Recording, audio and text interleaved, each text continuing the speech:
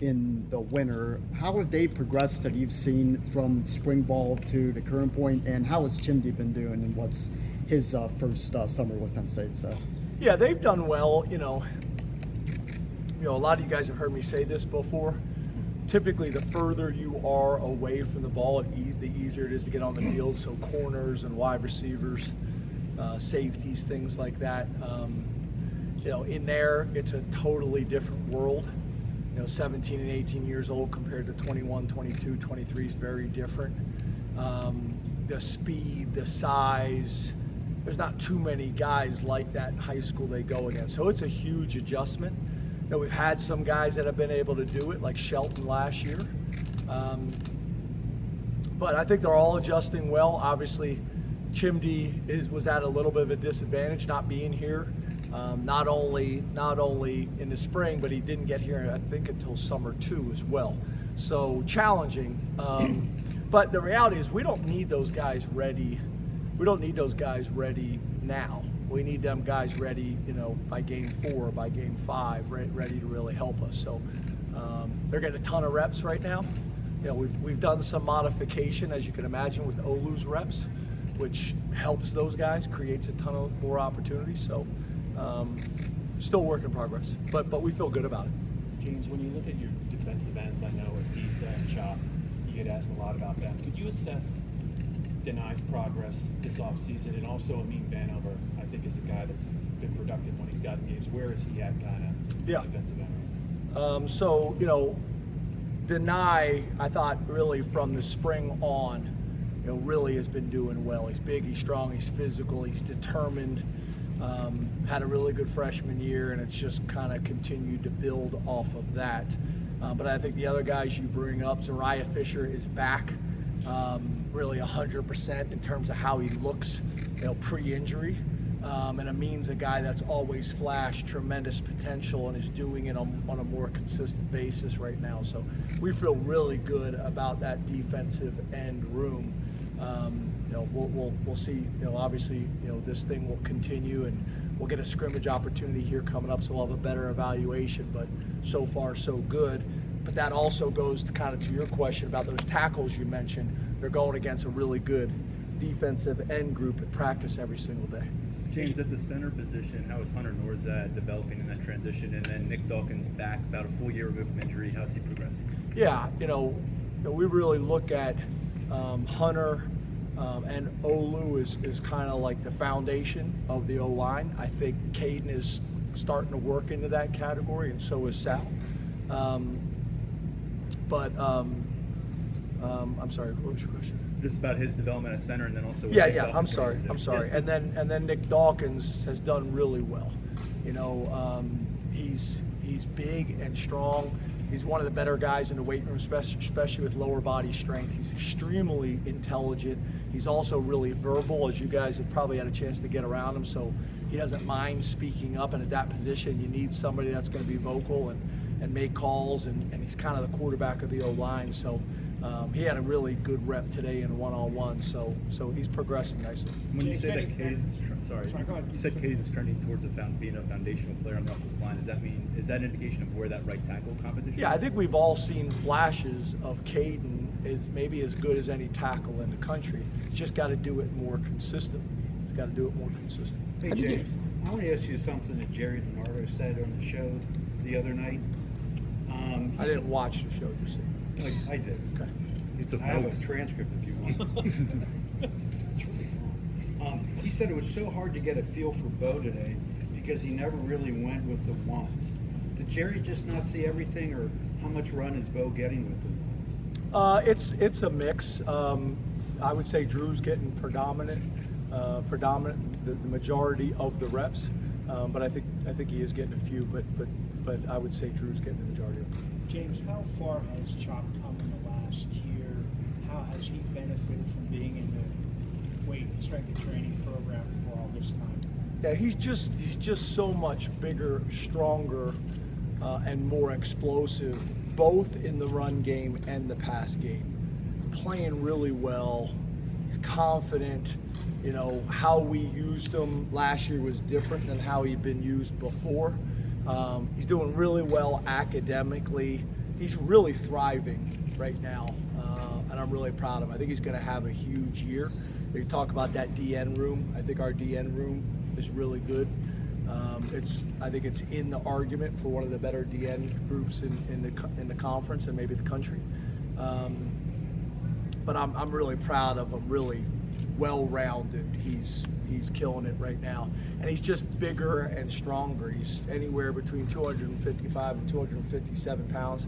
So maybe 8 pounds more than he was last year. So, and it's really good weight, explosive, lean mass. James, the open practice is something new that you're doing. You touched on a little bit at media day, but can you explain what the value is of that to the program, and what are the logistical challenges of trying to do it in this area? Yeah, I've always wanted to do it, but it's one of those discussions, and we have it as a staff, and maybe one year one coordinator doesn't want to do it because he's got a new wrinkle he doesn't want out there, or another coordinator doesn't want to do it. To be honest with you, we were going to have this down at State High. I thought it'd be really cool downtown in the middle of the city, but their turf wasn't done in time for planning purposes. So then we looked if we could transfer it here. I think there's value in playing in Beaver Stadium. I also think there's value playing in front of a crowd to see how some of these young players are going to respond to that. And then I just think it creates some excitement in the town and in the city and in the state. So I think there's a lot of positives to it. Obviously, the thing that I think is going to be important, and I'm going to need your guys' help on, is we're going to have rules, and people got to follow the rules. If people don't follow the rules, then it's going to ruin it for everybody. And although we'll state the rules, it really is going to be important for you guys to police everybody. Not the fans, obviously, but the media, that everybody's following the rules the best possible. You're smirking. Oh, just following the rules. That's Gotcha.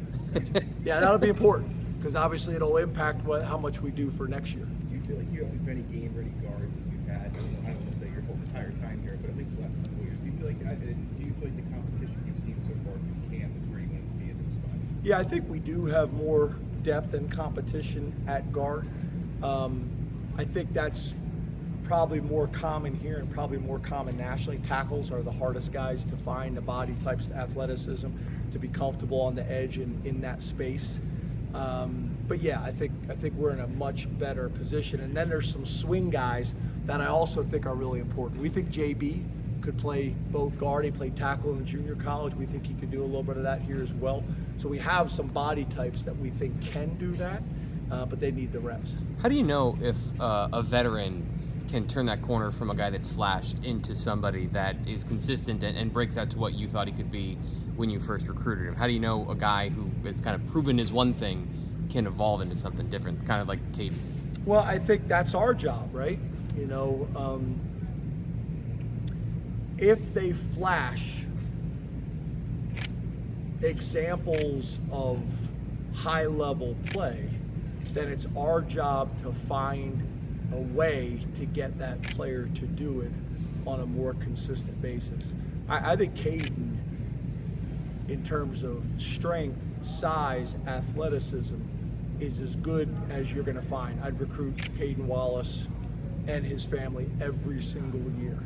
It's our job to help him do it on a more consistent basis by demanding it at practice every single day.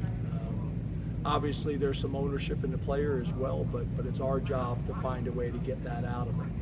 James, have you been pleased with how KeAndre has shown leadership this camp? And what clicked for him those last 2 games last year? What sort of got him over the hump? Yeah, I think KeAndre is another guy, right, who's flashed brilliance at times. And again, consistency. I also think it's opportunities. The last 2 games, he got some more opportunities. But the targets you do get, you got to maximize them. There's going to be some games you're going to get 6 targets. There's going to be some games you're going to get 12 targets. You got to maximize those targets. There are going to be some that you catch in open space. There's going to be some that they're contested catches, and you got to come down with those. So I think he is progressing well. I think there's a really strong relationship being built between him and Coach Hagans. But I think he will, and we need him to have a big year for us this year. And I think him and Trey have a chance to do that for us. You've mentioned a lot depth so far this camp and kind of going back into the summer. Has that allowed the team to be more physical, more aggressive in practice than maybe years where you had guys that were banged up and you didn't want to push things at certain positions? Yes, also there was a national waiver that we were able to bring 10 more guys into camp. We've only been able to bring 110 into camp, which has always created some awkward conversations. In today's college football, it doesn't make sense to do that anymore. Everybody's here all summer. So to have a conversation where you can't bring a kid into camp, it doesn't make sense. So I think there's a push to change that rule. This year we were able to get a modification of the rule, get 10 more guys into camp, so that has helped. But then back to the depth I'm talking about, like we're two spotting right now. That was the plan going into camp, so I have 2 team periods going on at the same time, either 1s and 4s and 2s and 3s, or 1s and 2s and 1s and 2s and 3s and 4s on a different field. So the amount of reps really haven't improved for the 1s, but the amount of reps for the 2s and 3s have gone up dramatically in terms of getting those guys prepared. So I think there's been a ton of value in it. And to your point, I didn't know how long we'd be able to do it. I thought you'd start out doing it and then you'd get a couple bumps and bruises and you'd have to get away from it. We're still doing it. And I think it's been really valuable for the development of our younger players. Thank you. Thanks, James.